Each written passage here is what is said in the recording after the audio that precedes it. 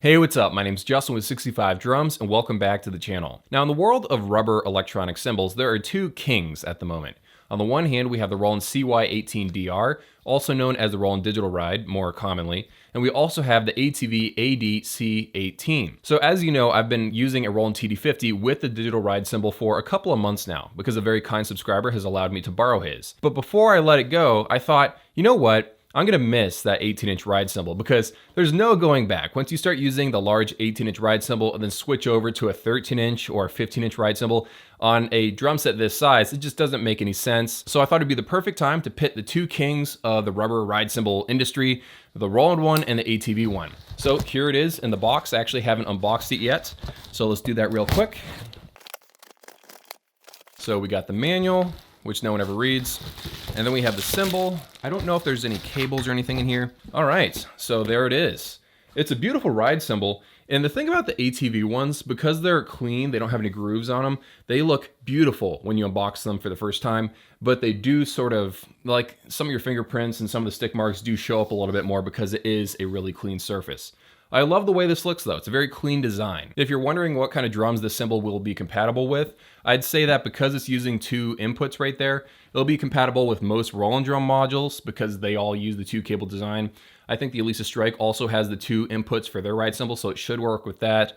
It'll work with the two box stuff. It'll of course work with their own ATV drum module. So any sort of drum module that has two inputs for the ride cymbal will probably work. But something like a cat percussion module, lower end Elisa drum modules, or any sort of Yamaha drum module, this will not be compatible. So in order to make a steady stream of videos for the channel, I end up recording bits and pieces of different videos at different times.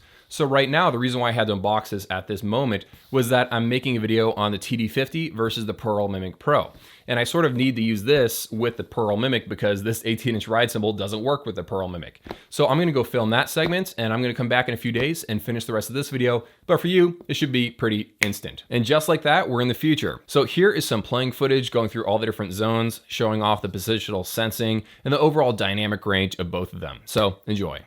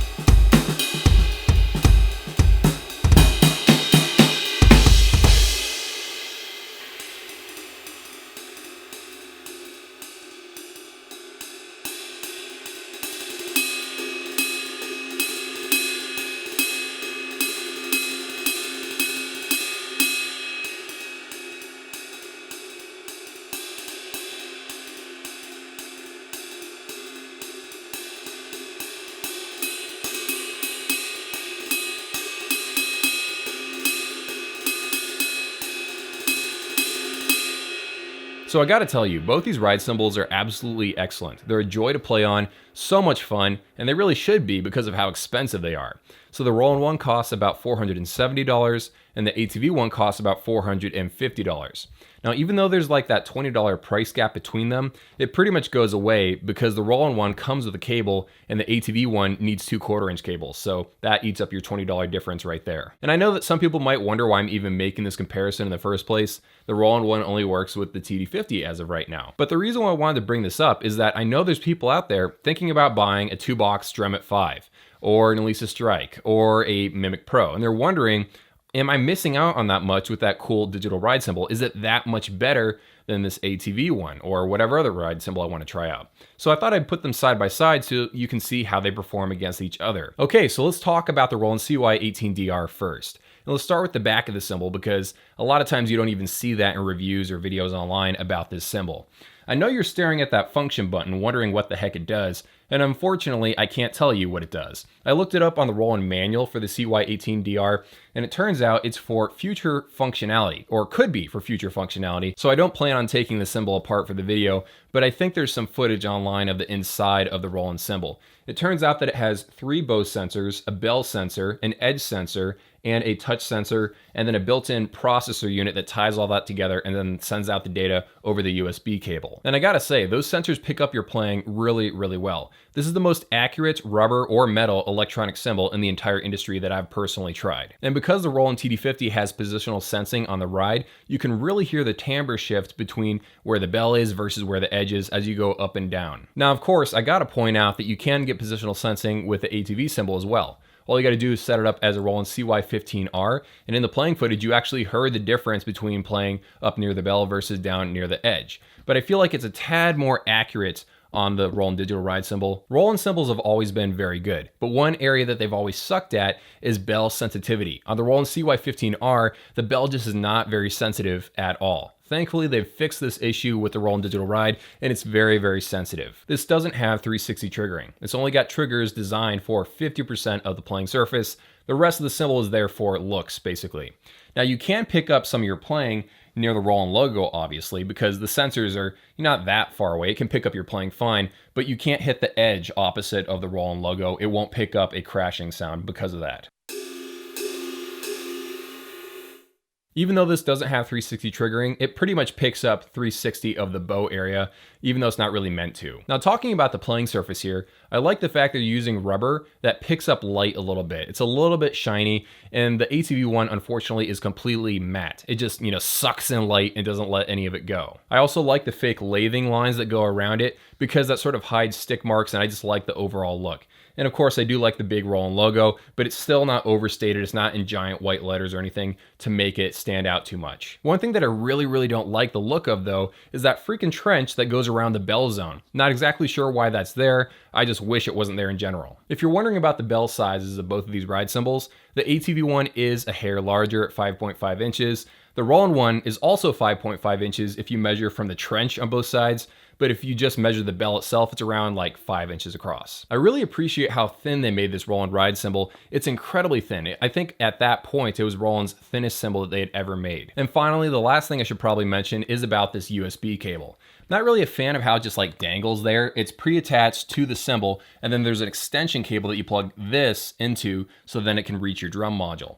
If you're wondering if, will it come undone accidentally, that's not really gonna happen because they have this handy dandy little clamp mechanism that joins the 2 cables together and really will not let them go. I really appreciate how it just uses the 1 cable. I feel like that's less of a mess to me. Okay, so that was the Roland ride cymbal. It's a great cymbal. I really, really recommend it. But let's talk about the competition now.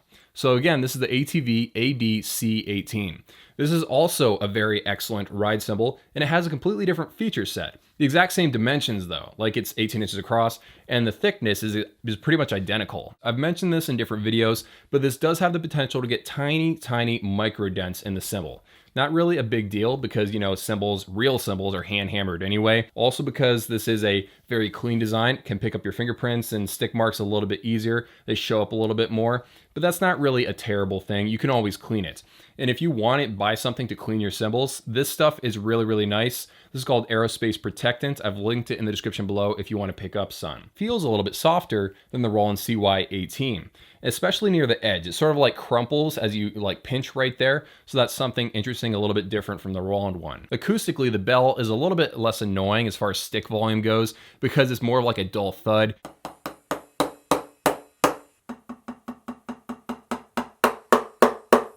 Through and through, this cymbal is a lot simpler and a little bit more laid back than the Roland one. So for example, there isn't a giant logo that says ATV. It's really, really tiny. It's black. It's right there near the edge of the cymbal right there. I believe that's also where the ribbon cable runs. So I think if you pinch right there, it actually won't choke the cymbal, but it's a really, really tiny little sliver right there. Turning the cymbal upside down, you don't see some giant cross bracing arms. It doesn't have all kinds of patent information all over the place. It's just a very simple design that I really like. One really interesting thing about ATV cymbals is that they're all 3-zone. Their crashes, their splashes, and even their hi-hats, like the one behind me right there. And of course, the biggest feature of this ride cymbal is the fact that it will travel with you as you upgrade your drum modules in the future. So right now I have a Roland TD30, which it will work with. And of course, if I buy a Mimic, it'll work with that. If I buy a TD50, it'll work with that. If I buy a Strike, it'll work with that. If I buy a 2-box module, it'll work with that. So this will go with me in the next, coming years as I go on and buy different drum modules. Unfortunately, the Digital Ride only works with the TD50, and it'll work with different successors to the TD50, but you're locked in forever into the Roland ecosystem. I really like having gear that works well with other kinds of gear from different manufacturers. And then of course, the most important thing is how well it picks up your playing. It can pick up the really, really soft hits. The bell is very sensitive, 360 triggering, so no matter where you hit on the cymbal, you're pretty much just good. And it's just great. It's a very, very nice ride cymbal. It works incredibly well. The only one that I really know of that, performs slightly better would be the Digital Ride cymbal. But it's not that big of a performance jump. It's not a shocking difference between this and the Digital Ride cymbal. If you're playing side by side, you will notice a bit of a performance boost with the Digital Ride, but this one is still great. These are the two best ride cymbals you can buy on the electronic drum market today. The Roland one picks up your playing a tad better. The ATV one just works with more kinds of drum modules, and it has 360 triggering, which is what it has going for it. They're both great in different ways, and either one of them would be an excellent upgrade to your set. Hope you guys enjoyed the video. Thank you so much for watching, and I will see you all in a few.